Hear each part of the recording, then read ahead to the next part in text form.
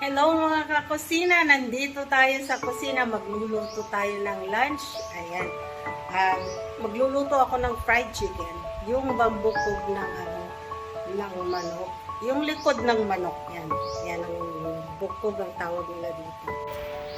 Ayan na mga kakusina, na marinate ko na ito, salt, pepper, nilagyan ko ng eggs and flour, paminta, ayan, fried na natin.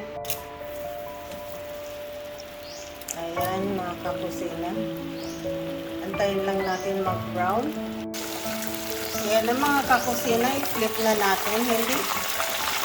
Hindi natin yan lulutuin all the way kasi hindi yung fry natin ulit.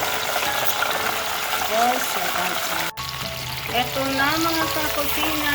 Ayan, painitin pa natin yung yung mantika para i-fry natin. Alam niyo yung sa likod ng manok. Ganyan. Masarap yan fried chicken.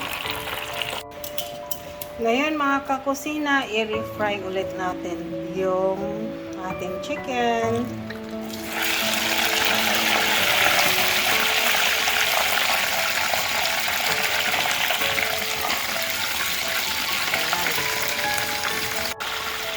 Ayan mga kakusina, na-flip na natin. Makikita nyo, it's very crispy. Ayan. Okay mga kakusina, this is done.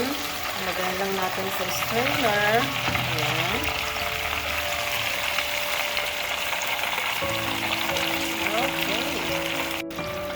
Okay, next batch.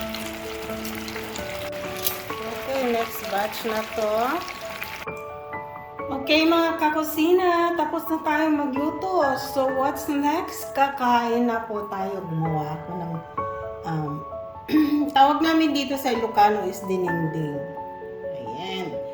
Pero tawag nila dito yan is lauoy. Ayan. At saka yung niluto ko rin na fried chicken, yung chicken bukog tawag nila dito.